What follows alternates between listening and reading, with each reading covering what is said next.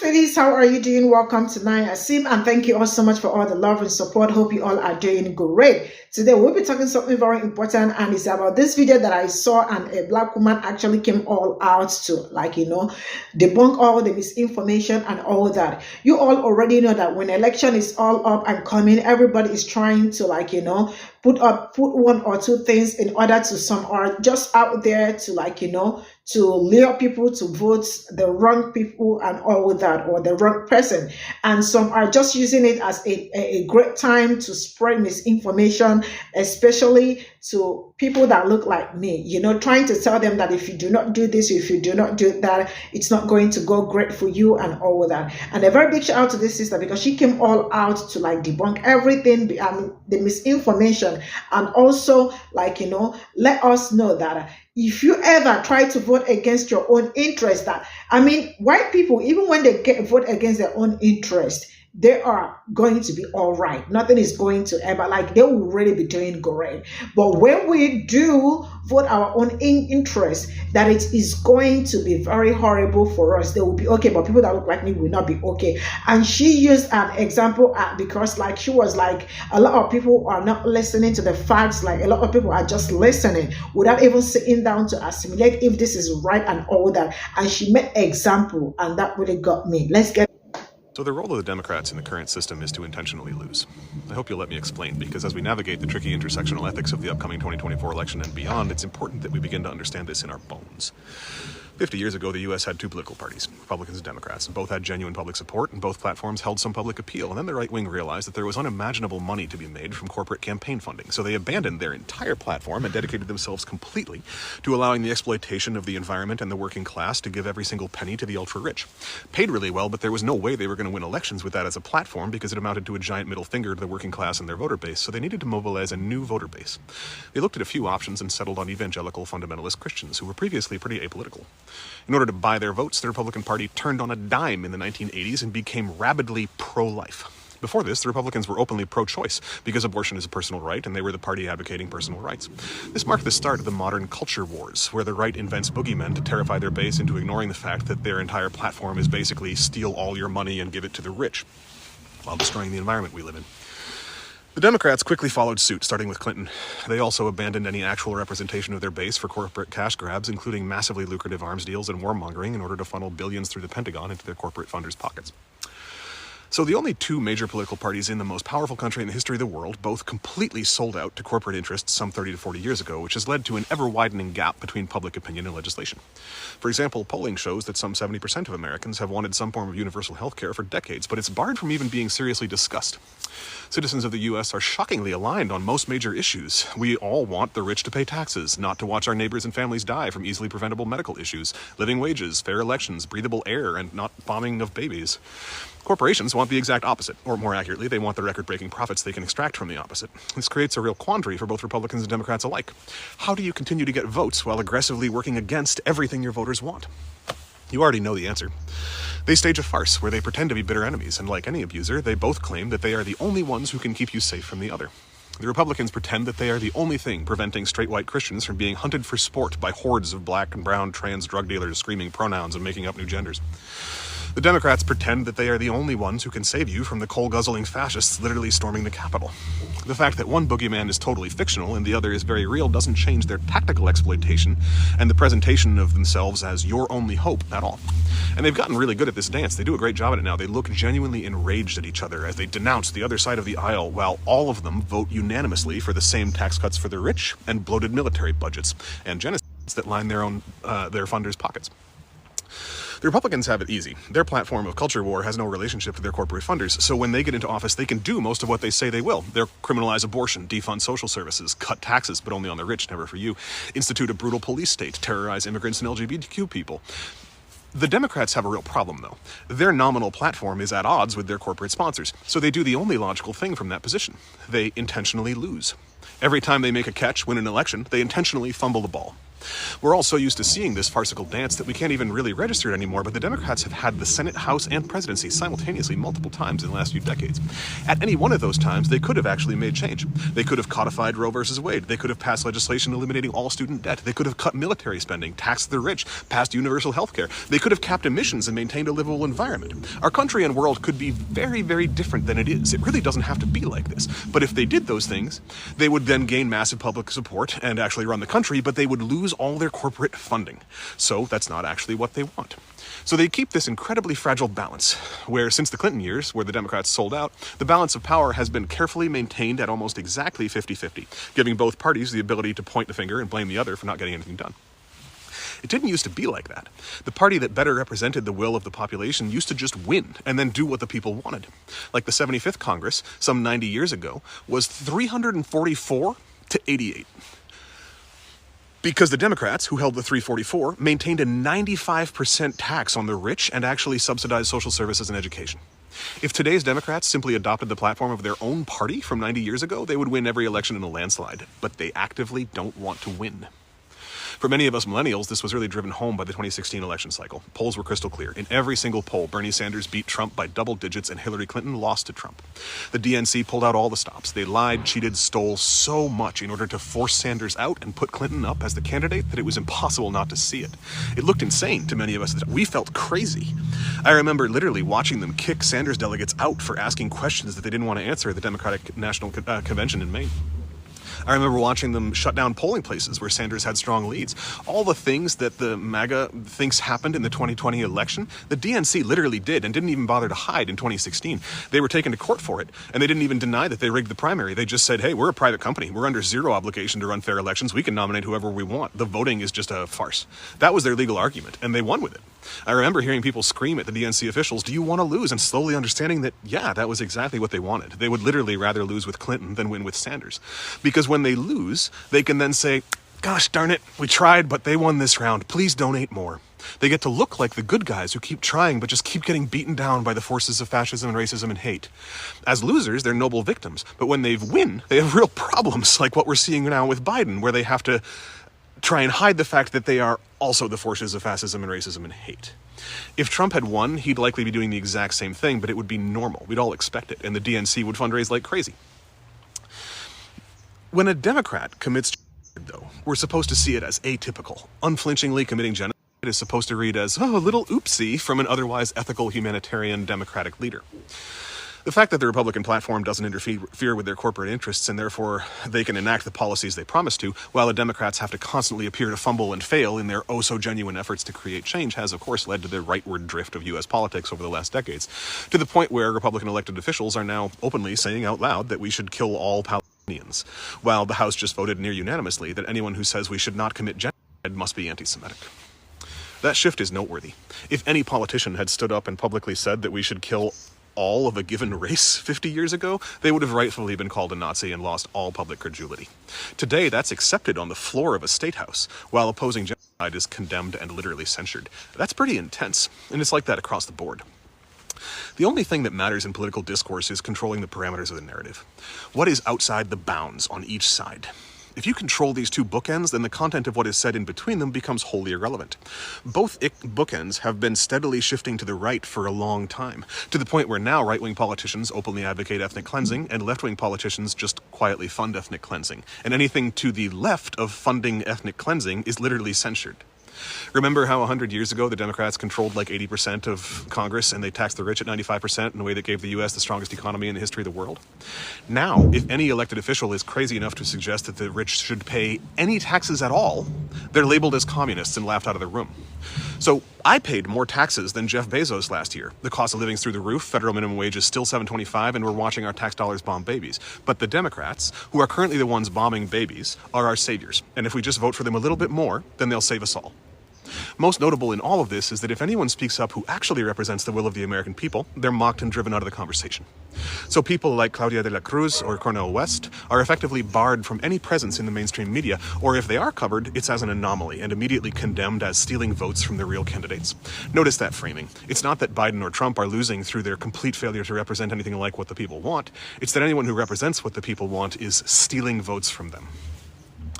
If you'd like to understand the mechanisms and expressions of this political narrative of control better, I can't recommend Chomsky enough. Since reading his masterwork, Manufacturing Consent, a Propaganda Model of the Media, I have never seen the world the same way. That book is dense, but he covers the same content in a much more digestible fashion in the 1988 CBC Massey Lectures titled Necessary Illusions, which is also in print as a book by the same name. But that's a 4-hour lecture set from 35 years ago, and it's worth every second. But don't take my word for it. Just watch and look at the track record. If the Democrats wanted to win, they'd do what 75% of the country wants and stop funding genocide and enact a ceasefire. But they're doing the exact opposite, and it may very well have the effect of putting Trump back into office. As you watch that play out, or whatever the next scenario is where the Democrats fail or look wildly inept, just remember this video and compare what you're seeing to the idea that they want to lose. If they wanted to win, we all know how they could. They're not doing that. So ask yourself what priorities would lead to their actual ineffective course of action, and whether those priorities align with yours, your neighbors, and those of everyone who wants a safe, livable world. If somebody walked up to you and said 1 + 1 is 2 and 2 + 2 is 4 and 3 + 3 is 6 and 4 × 4 is 8 and 5 × 5 is 10, would you believe every fucking thing they said? Because that's just what happened in that fucking video. If you've ever wondered to yourself how people who seem otherwise intelligent fell for the idiocy of QAnons and all them goddamn conspiracy theories that the MAGAs fall for, this is how it happens. And we are currently witnessing the left, the origin of the QAnons on the left. Right here, you fuck. Let me calm down because one, I'm trying to have people listen with their ears and not their emotions. And number two, some of y'all didn't even catch what I said. Some of y'all didn't even hear the fucking mistakes. The 4 × 4 is 8 and the 5 × 5 is 10. You didn't even hear that because you heard me go 1 + 1 is 2 and 2 + 2 is 4 and 3 + 3 is 6. And you know that's right. And so your brain was like, okay. When you should have been listening to facts and not fiction and feelings. Let me show you facts to dispute what this man who is in his flannel in the middle of the fucking woods spewing lies and factually incorrect ass information.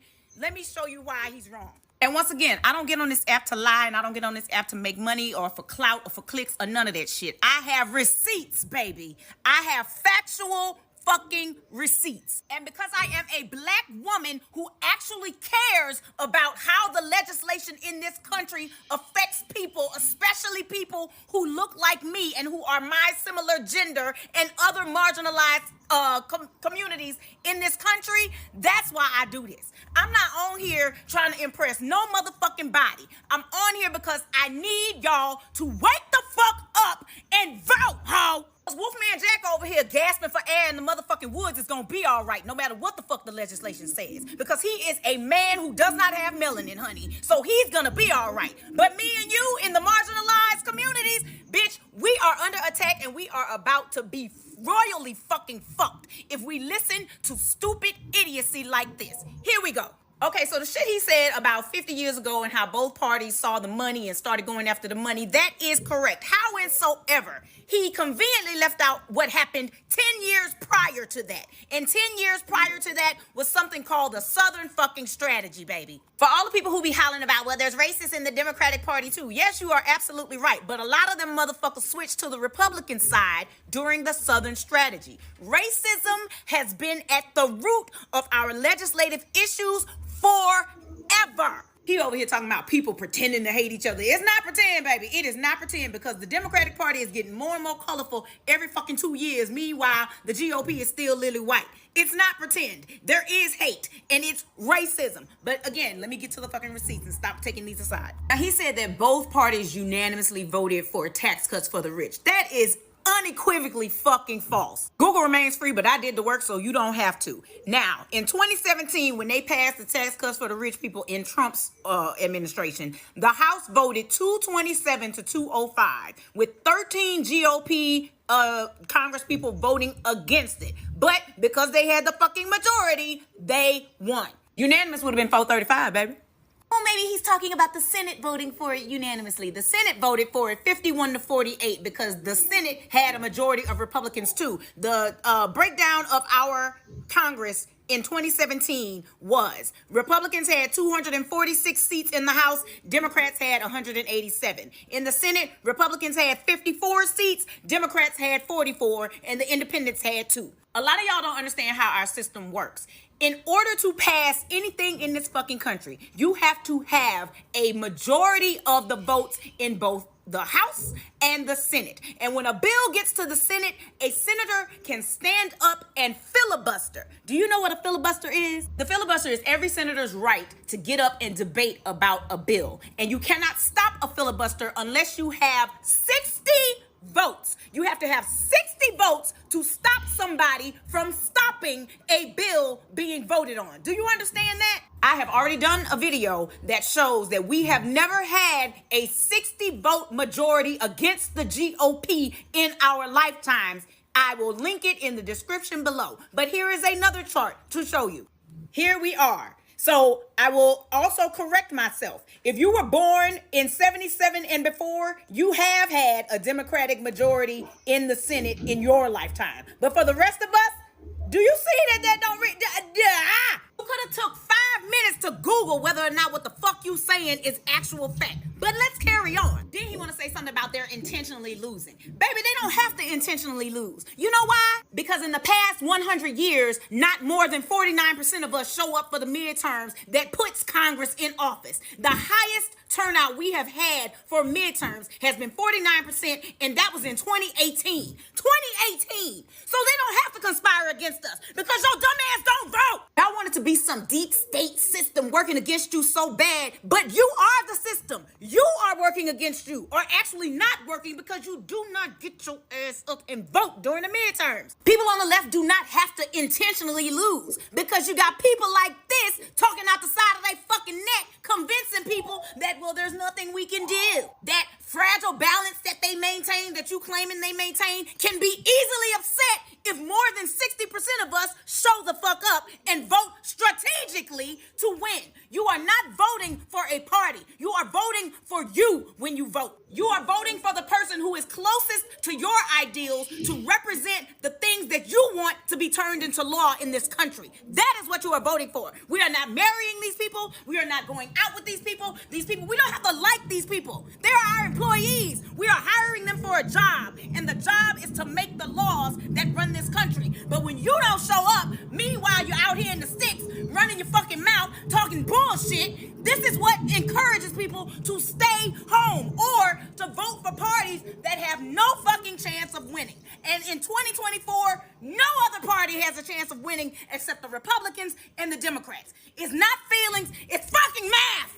And then when he tried to say something about the Democrats had the House, the Senate, and the White House simultaneously multiple times, that is a whole ass lie. Again, I will refer you to the fucking video that I linked in my description. It is a lie. Stop telling this nonsense. Go your ass to Google and look this shit up and realize that the fact is it is voter non-participation that has put us in this position year after year after year after year. And if you don't get your ass up and strategically vote to get these GOP motherfuckers out of our system, we won't be able to participate in the system any fucking more. I'm so sick of this shit. Stop being a dummy and vote, ho. I have more receipts, but this video is getting long, and if you want them, then comment and I will do another video or whatever. But I think the point has been made. But one more point I do want to show is that at the time that I recorded this, his video had 14,000 damn comments on it. And obviously I did not read all of them, but most of them were agreeing with him, right? Hillary Clinton lost the state of Michigan by 10,000 fucking votes. Don't tell me I don't know what the fuck I'm talking about. This shit is ridiculous, and y'all need to smarten the fuck up. You need to strategize. You need to understand our system, and you need to vote. Or at the very least, you need to get the fuck off this app, spread misinformation, and turning the left into stupid idiots like the right. So this is all I got from this video, and there were other stitches, but I decided to pick this particular woman's own, only her own, and bring it here because excuse me, I mean, you all already know how misinformations and all that go around. And the reality is that a lot of people were agreeing with him in the comment section. And before you know what's like, so many comments in the comment section. And people, some agreed with him and some also do not agree with him. And I love how this sister she broke everything down into pieces. And the reality is that the truth is that they are going to keep voting against their own interest. And then look for people they are going to drag also into it in order for them to accomplish their mission. And the truth is that we really have to be up and doing this time around. And because I hear a lot of people saying, nobody's getting my vote, nobody's getting my vote. And this is how we end up with the same people. It's more like we are recycling because a lot of people also decided not to vote and all that. I mean, it's time we all come out and know. Know that it's just we against them. Because if you see what is going on, according to what she said about maltreatment and all that, it has always been people that look like me that are getting the highest hit. Because people that look like him, nothing is ever going. They are gonna be all right, even when they vote against their own interest. They will still be all right. Right? But people that look like me will not be all right. So it is left for us to do what we are supposed to do. And they always say vote blue no matter who and all that. I mean, I think it is time to change that narrative. There is no need voting for blue no matter who and all that. We need to know what we are voting for. We need to know if we are voting for somebody that we have accountability, transparency, and all that. We have to really be sure who we are putting on that seat. And I hope, another one is, I hope our vote counts, because it looks like in the end, this black voter suppression that they are doing in some places and all that, black people are going to vote and eventually they are going to suppress their votes and all that. The whole thing is just really a mess, because you all already know politics is a very dangerous game, and it is only the crazy ones, because for you to really be in the game, you also have to be crazy and all that. I absolutely appreciate this sister for this video, because when she started saying 4 times 4 8 and all that, some people actually did not listen and all that, not until she corrected that. It is time for us to also, when you listen to what somebody is saying, you sit back and also try to assimilate, try to know if this is the correct thing or not. So yeah, I hope that everybody, all hands will really be on the deck, because it's already 2024 and it's time. You already know this 2024 is just going to be a game changer and all that. Everybody is all up and all that, trying to do the right thing and all that. And I hope we are able to do the right thing in the end. So that's all I got to say. And thank you so much for the support. See you all in my next video. Bye for now.